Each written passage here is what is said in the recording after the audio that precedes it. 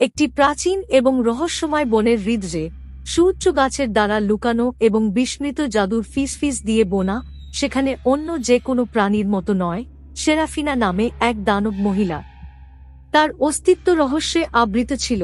তার পান্নাসবুজ আঁশগুলি চকচকে সূর্যের আলোতে জ্বলজ্বল করছে, যা ঘন ছাউনির মধ্য দিয়ে ভেদ করতে সক্ষম হয়েছিল।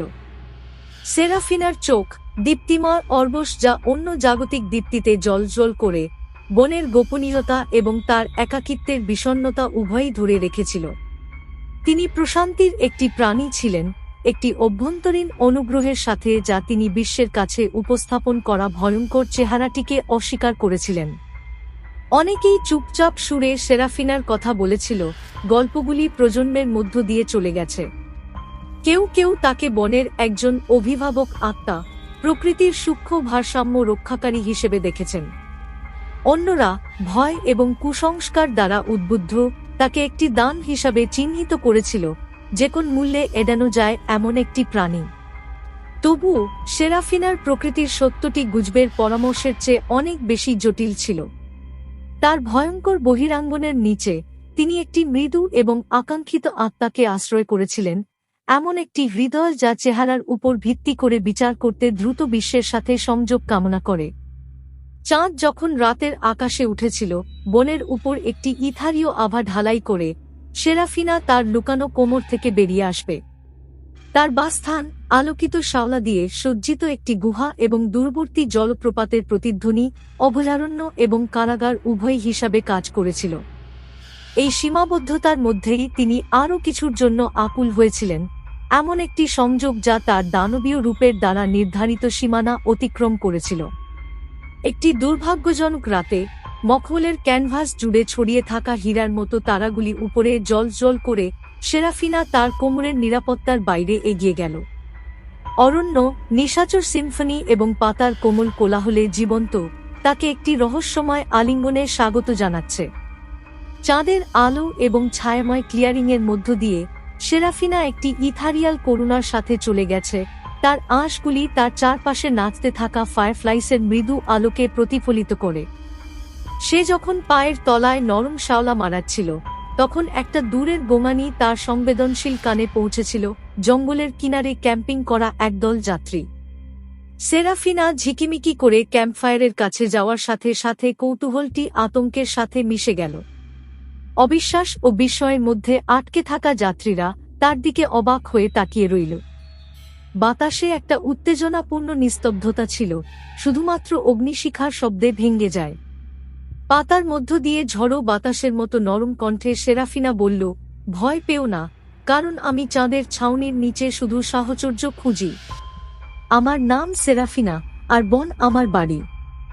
ভ্রমণকারীরা এই রহস্যময় প্রাণীটিকে দেখে প্রথমে পক্ষাঘাতগ্রস্ত হয়ে পড়ে, ধীরে ধীরে তার কথায় স্বস্তি পেয়েছিল। রাত বাড়ার সাথে সাথে গল্পগুলি ভাগ করা হয়েছিল, দূরবর্তী দেশগুলির গল্প, পৌরাণিক প্রাণী এবং অব্যক্ত আকাঙ্ক্ষা, যা তাদের সবাইকে আবদ্ধ করে। পরের দিনগুলিতে সেরাফিনা ভ্রমণকারীদের সাথে একটি অসম্ভাব্য বন্ধন তৈরি করে ক্যাম্পসাইট পরিদর্শন করতে থাকে। তার উপস্থিতি একবার ভয় পেয়ে সান্ত্বনা এবং অনুপ্রেরণার উৎস হয়ে ওঠে। একসাথে তারা বনের গভীরতা অন্বেষণ করেছে, এর রহস্য উন্মোচন করেছে এবং এর বিস্ময় দেখে অবাক হয়েছে। তবু মন্ত্রমুগ্ধ বনের ওপারের জগৎ এই অসামান্য সাহচর্য থেকে উদাসীন রয়ে গেল। গুজব অব্যাহত ছিল, কিন্তু সেরাফিনার প্রকৃতির সত্যটি একটি সংরক্ষিত গোপনীয়তায় পরিণত হয়েছিল, শুধুমাত্র সেই ভাগ্যবানদের মধ্যে ভাগ করা হয়েছিল যারা ভয়ঙ্কর চেহারার পিছনে মৃদু আত্মাকে প্রত্যক্ষ করতে পারে। ঋতু পরিবর্তিত হওয়ার সাথে সাথে সময় একটি অস্থির স্রোতের মতো প্রবাহিত হয়েছিল, ভ্রমণকারীদের সাথে সেরাফিনার সংযোগ আরও গভীর হয়েছিল। চাঁদনী রাতে তৈরি হওয়া বন্ধন ঝড় এবং তারার আলোর মধ্য দিয়ে টিকে থাকে। একসাথে তারা সেরাফিনাকে এতদিন বিচ্ছিন্ন রেখেছিল এমন পূর্ব ধারণাগুলিকে চ্যালেঞ্জ করেছিল। কিন্তু জঙ্গল তার প্রাচীন জ্ঞানের সাথে একটি অশান্তি অনুভব করেছিল, গাছের মধ্য দিয়ে একটি ছায়া ভেসে আসছে। একদল শিকারী একই ভয়ের দ্বারা চালিত, যা একবার ভ্রমণকারীদের আঁকড়ে ধরেছিল, রহস্যময় দানব মহিলাটিকে ধরার চেষ্টা করেছিল। সেরাফিনার অজানা বিপদ ছায়ায় লুকিয়ে আছে। এক সন্ধ্যায় যখন যাত্রীরা ক্যাম্প ফায়ারের চারপাশে জড়ো হয়েছিল, তখন আন্ডারব্রাশের একটি কোলাহল তাদের আসন্ন হুমকির বিষয়ে সতর্ক করেছিল। টেনশনে বাতাস ভারী হয়ে উঠল যখন শিকারীরা ছায়া থেকে বেরিয়ে এল, তাদের চোখ অপ্রত্যাশিত বন্ধুতে পরিণত হওয়া প্রাণীটির দিকে স্থির হয়ে গেল। বিপদের মুখে সেরাফিনার দীপ্তিমান চোখে দুঃখ এবং সংকল্পের মিশ্রণ প্রতিফলিত হয়েছিল, একটি করুণার সাথে যা তার দানবীয় চেহারাকে অস্বীকার করেছিল। সে নিজেকে শিকারী এবং তার নতুন সঙ্গীদের মধ্যে রেখে এগিয়ে গেল। মানে কোন ক্ষতি নেই, সে অনুরোধ করল, তার কণ্ঠ শতবর্ষের ওজন বহন করছে। আমি কিন্তু এই বনের একজন অভিভাবক, সংযোগ খোঁজার নির্জনতার একটি প্রাণী। ভূপৃষ্ঠের বাইরে যে সৌন্দর্য রয়েছে তা থেকে ভয় আপনাকে অন্ধ করবেন না। শিকারীরা সন্ত্রাসের গল্প এবং তাদের সামনে অনস্বীকার্য সত্যের মধ্যে ছিঁড়ে গেছে, দ্বিধায় পড়েছিল। অরণ্য মূল মুহূর্তটি অনুভব করে তার নিজস্ব আবেদনের প্রাচীন ফিসফিসগুলির সাথে প্রতিধ্বনিত হয়েছিল, বোঝার এবং গ্রহণ করার জন্য একটি আবেদন। সেই স্থগিত মুহূর্তে রাতের আকাশে চাঁদ যখন ঝুলেছিল, ভ্রমণকারীরা একযোগে কথা বলেছিল, তাদের ভাগ করা দুঃসাহসিক কাজের গল্প, বনের মধ্য দিয়ে প্রতিধ্বনিত হাসি এবং যে বন্ধনগুলি উপস্থিতি অতিক্রম করেছিল।